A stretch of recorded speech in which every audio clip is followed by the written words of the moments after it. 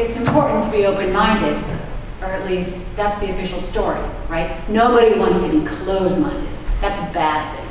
So our society thinks it's important to be open-minded, and that's what we're going to think about. What is it to be open-minded? Well, if you disagree with someone, maybe you believe something that they don't believe. Maybe you believe sometimes it's justified, in some case, for our country to go to war. And maybe the person you're disagreeing with doesn't think it's justified for the country to go to war. That's a disagreement, right? Now, if you want to be open-minded when you're having a discussion with this friend of yours, then it seems like one way to think about being open-minded means that you think about all sides of the argument. Maybe what you do is talk to your friend and find out what his reasons are for his belief. And then you think about his reasons. You might ask him about his evidence. You might then think carefully about how he's using his evidence to support his reasons and how he gets to the conclusion that he gets to. You might look carefully at how he gets to that conclusion and see if, in fact, the way he's reasoning is a legitimate way to reason. Now, if you're being open-minded, it seems like you should also do the same to yourself. You should think about your own reasons. Think about your own evidence. Think about how you're reasoning to your conclusion. And look carefully at how you're getting to your conclusion. Is it a justified conclusion? Is it the right conclusion? Are you thinking carefully, or are you making a mistake? We all make mistakes. Sometimes we're confused. Anybody who thinks they're always right probably isn't open-minded. So that's one thing you want to do when you're thinking about being open-minded. But it seems like there's another way in which we should be open-minded. And that involves a much more natural sense of trying to see another person's point of view. So I was talking about thinking carefully, thinking about reasons, looking at how we're going to reason from premises to conclusions. But there's a whole other way of thinking about things that just involves, as we might put it, trying to occupy the shoes of the person you disagree with.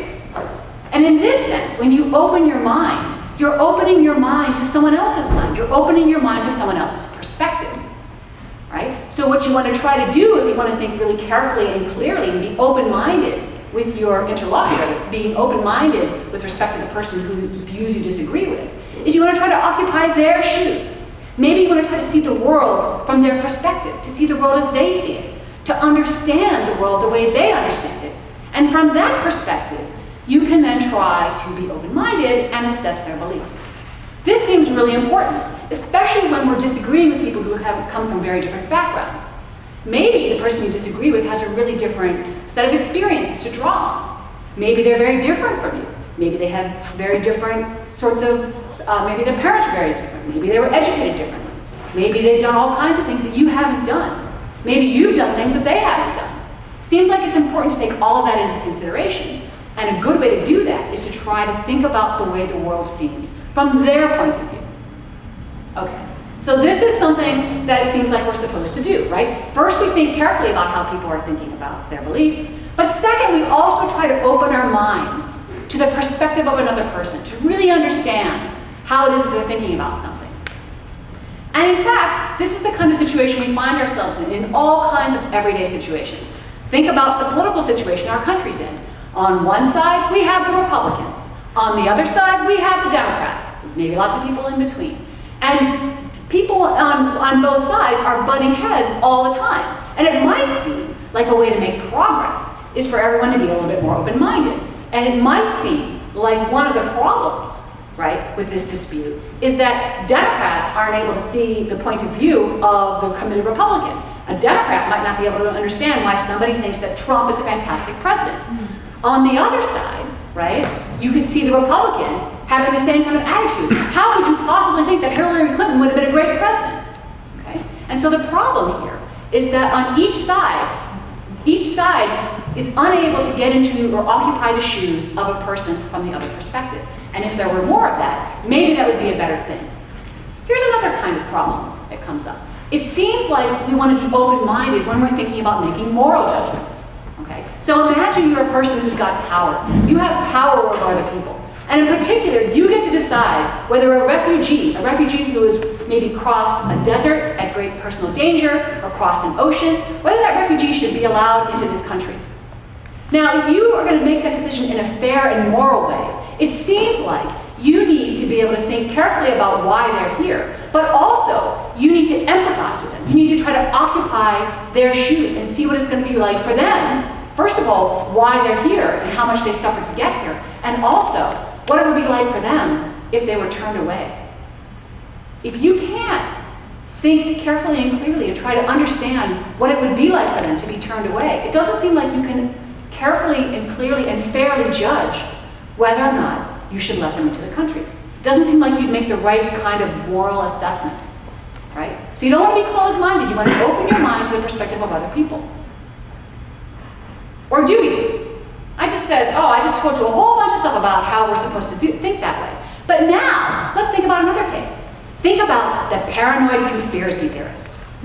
Okay? So if you have any friends who are paranoid conspiracy theorists, I might have a couple, right? You know that when you disagree with them, when they argue that, look, global warming is a global conspiracy, or global warming is a conspiracy that a whole bunch of lefties kind of got together because they're opposed to kind of Texas oil, right? Okay, when you have that debate with your paranoid conspiracy theorist friend, or maybe they think that JFK's assassination was a conspiracy, that's my personal favorite, or that the moon landing was staged, right? That's another good one.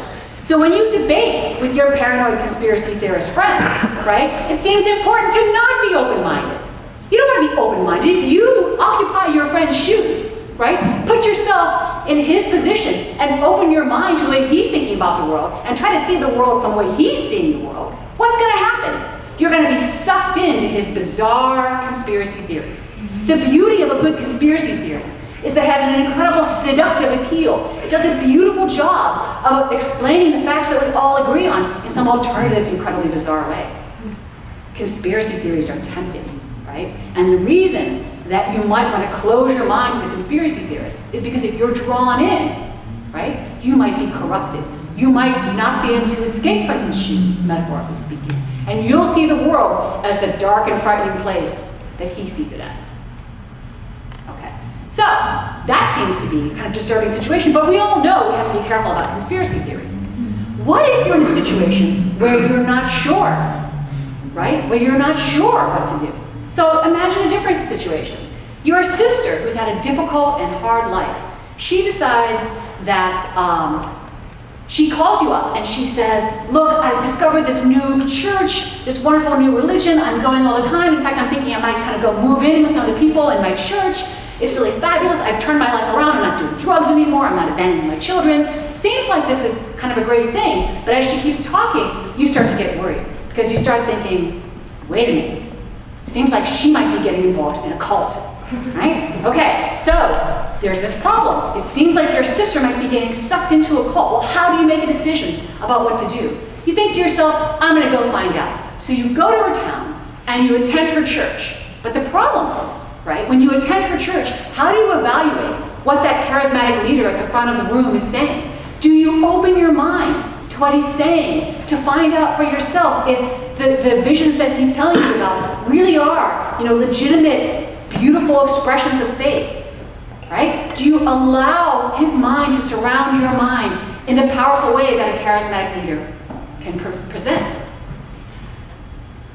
What if you get sucked in?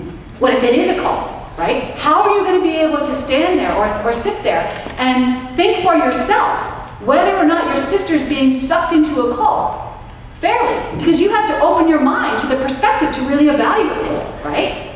But if you open your mind to it, and it really is a kind of cult theory, then you can get sucked in.